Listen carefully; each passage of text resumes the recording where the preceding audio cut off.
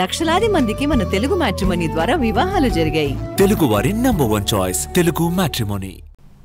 తెలంగాణకు కొంగు బంగారంగా ఉన్న సింగరేణిలో అరుదైన మూలకాలున్నాయా?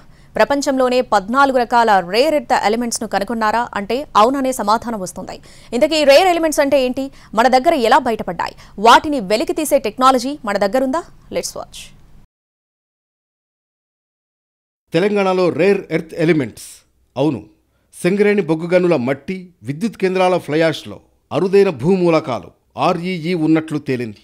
సిరియం, లాంథనం, నియోడిమియం, గాడోలినియం లాంటి 14 రకాల మూలకాలను గుర్తించారు. భువనేశ్వర్లోని institute of minerals and materials టెక్నాలజీలో జరిపిన పరీక్షల్లో ఈ విషయం వెలుగులోకొచ్చింది. దీంతో లోతుగా అధ్యయనం చేయాలని నిర్ణయించింది. మంచిర్యాల జిల్లా పెగడపల్లిలో 1200 మెగావాట్ల ఉత్పత్తి సామర్థ్యం ఉన్న సింగరేణి థర్మల్ ప్లాంట్ నుంచి ప్రతిరోజు 1000 టన్నుల ఫ్లైయాష్ ఉత్పత్తి అవుతుంది. ఈ ఫ్లైయాష్నే టెస్ట్ చేస్తే REEలు ఉన్నట్లు తేలింది. ఖమ్మం జిల్లా కల్లూరు అటవీ ప్రాంతంలోని మట్టిలో, రామగుండం ప్రాంతంలో సింగరేణికి ఉన్న ఉపరితల బొగ్గుగని నుంచి తవ్విన మట్టిలోనూ వీటి ఆనవాళ్లను గుర్తించింది.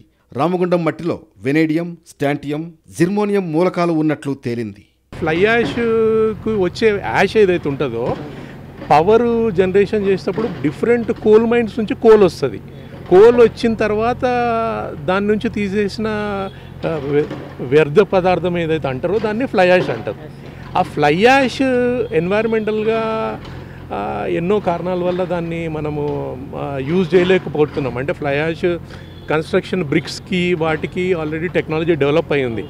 కానీ ఫ్లైయాష్లో ఎంత క్రమంలో మనకి REEs ఉంటే మనం తీయగలుగుతాం అన్నది ఇప్పటికైతే మన దగ్గర ఉన్న టెక్నాలజీ ప్రకారము అయితే కొంచెం కష్టం.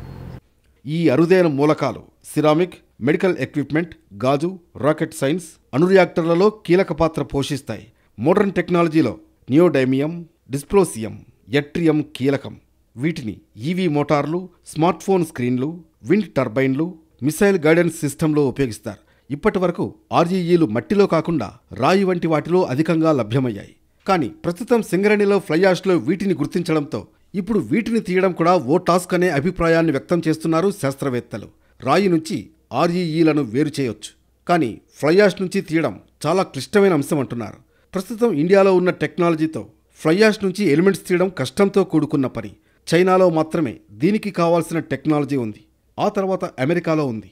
ప్రపంచవ్యాప్తంగా REEలకు డిమాండ్ ఎక్కువగా ఉంది. తెలంగాణలో వెలుగు చూసిన రేర్ ఎర్త్ ఎలిమెంట్స్పై పరిశోధనలు చేయాల్సి ఉందంటున్నారు నిపుణులు. పెద్ద మొత్తంలో REEల లభ్యత ఉంటేనే వాటిని బయటకు తీసే ప్రాసెస్ స్టార్ట్ చేస్తారంటున్నారు. చాలా ఖర్చుతో కూడిన వ్యవహారం కాబట్టి రాష్ట్ర ప్రభుత్వం సహకారం అందిస్తేనే ముందుకు వెళ్లే అవకాశం ఉంటుందనే అభిప్రాయం వినిపిస్తోంది. మొత్తంగా సక్సెస్ఫుల్గా REEలను వెలికితీస్తే అటు సింగరేణి, ఇటు తెలంగాణ రాష్ట్ర ఖజానాకు విలువైన గనులు దొరికినట్లే.